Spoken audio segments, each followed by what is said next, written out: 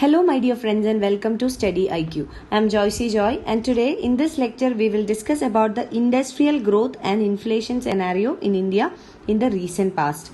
Now the current affair is that recently data has been released from the CSO. CSO is Central Statistical Office, and this data indicates about a slowdown in the industrial growth in India, and it also highlights about an increase in inflation numbers in India. So according to CSO data, there has been an increase in the inflation rates coupled with a slowdown in the industrial growth in India. So we will look into this in depth in this lecture. But before that, this is our channel StudyIQ, and we are providing pen drive courses for various competitive examinations including SSC and bank courses, UPSC optionals, SSC JE courses, teaching examination, railway examination, defense examination, RBI grade B, NABARD grade A, UGC NET, UPSC Civil Services Examination, CLAT exams for various state PSCs and also for various professional courses. You can visit our website www.studyiq.com for more details, or you can call to any of these numbers for more information. Now let us come to industrial growth in India. But before that, let us understand what is meant by inflation and how is industrial growth in India calculated. Now, inflation is a situation or an economic situation where there is a persistent rise in the prices of commodities. So the general price level in the economy will be increasing during a phase of inflation. So inflation simply the persistent rise in the prices of commodities. Now industrial growth. Industrial growth is measured in terms of output or production. And IIP or Index of Industrial Production is an index for India which details out the growth of various sectors in Indian economy. For example, the mining, electricity, manufacturing. So the details of the production in all these sectors are published in a monthly basis, and it is called Index of Industrial Production, and this is published by the CSO or Central Statistical Office. So in this index, it gives a general level of industrial activity in the economy. So this is IIP or Index of Industrial Production. Now let us understand industrial growth in India in terms of IIP or Index of Industrial Production.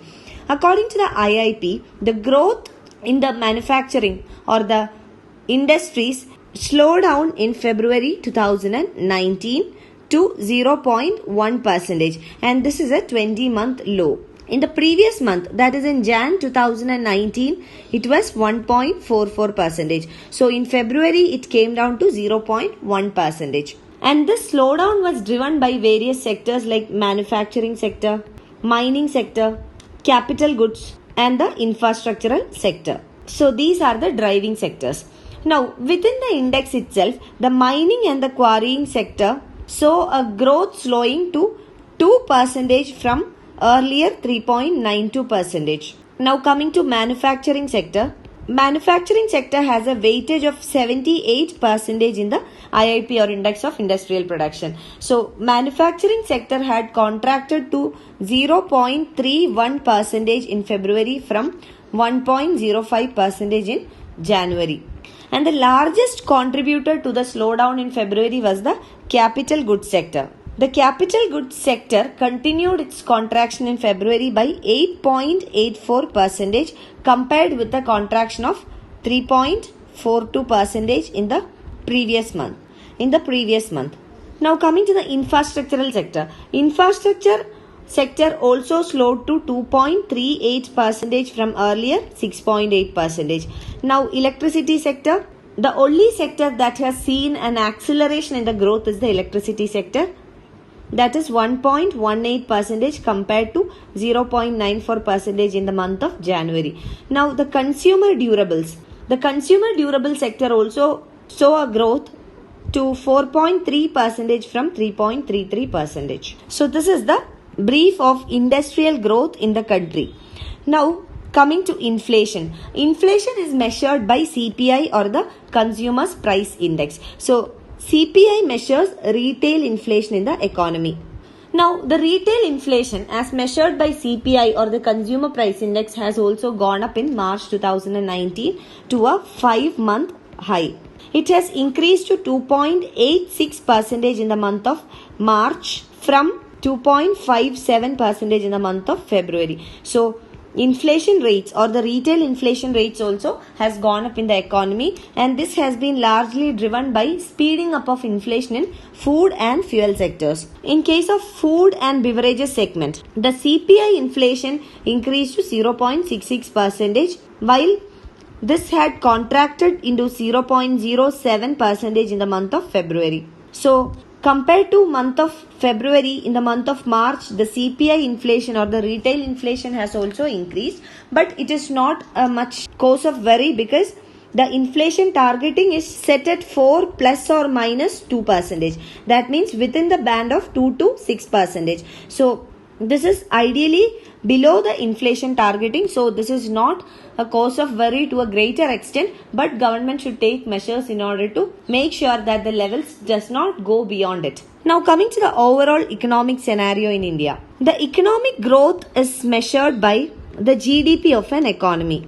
So GDP is gross domestic product, and it is the monetary value of all the goods and services produced in an economy within a financial year. So all the domestic goods and services produced in an economy is counted in GDP. So the GDP grew just by 6.6% in the quarter ended in December. And this is the slowest growth in the last 6 quarters. So the most important criteria to measure the economic growth is GDP, and a contraction or slowdown in GDP is definitely a cause of worry. Now other economic parameters or indicators like Purchasing Managers Index or automobile sales, these are all some of other economic indicators that represents or that showcases aggregate demand in an economy or the growth rate in an economy. So these parameters has also shown a negative sign, that is these indicators has also weakened. So if we view this from the industrial output side, again the industrial output, for example the automobile industry, also shows that there is a economic growth slowdown, and various institutions like the RBI, which is the monetary head of India or the central bank of the economy, or the IMF, they have also been lowering their expectations for India's growth in the coming quarters. So multilateral institutions and the central bank itself, they have been projecting signs of economic slowdown in India in terms of GDP. Now let us understand what is the way ahead or what has to be done. So in this lecture we discussed about two major challenges for the economy. The first one is an industrial slowdown, and second one is a spike in the retail inflation. So both these issues or both these macroeconomic challenges are definitely because of a policy challenge. So these challenges needs to be addressed properly. And how can the government address these challenges? Coming to the fiscal side. Fiscal policy means government policies, the policies taken by the central government. So in the fiscal side there are various challenges because both the direct as well as indirect tax collections have been slowed down. So there is definitely a fiscal challenge. And again, in order to meet the fiscal deficit target of the government needs to cut down the expenditure. So here the government will primarily cut down the capital expenditure. So these are the fiscal challenges for the government. So in this context, government should look into stimulating the investment demand in the economy or private sector investment in the economy. This is because the government cannot invest much in the economy in order to boost the industrial production. So government must stimulate private sector investments. Now coming to the second factor, that is monetary policy or the monetary side. Monetary policy is taken by the central bank of the economy, that is RBI.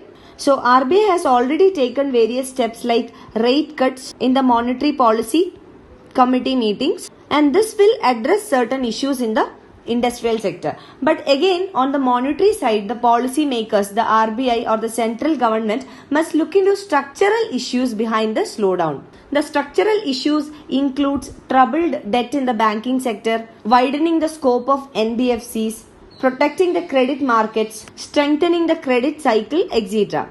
This is because credit plays a very important role in production or output or in the industrial sector. So the RBI or the monetary authority should address the structural issues in order to reap the benefits of any rate cuts by the RBI. So these are the possible measures that can be taken from both the central government and the RBI. That means monetary policy and fiscal policy. You can follow my Facebook page for more video updates, and you can also write to me at joycey.studyiq@gmail.com for any of your queries or clarifications. Thank you.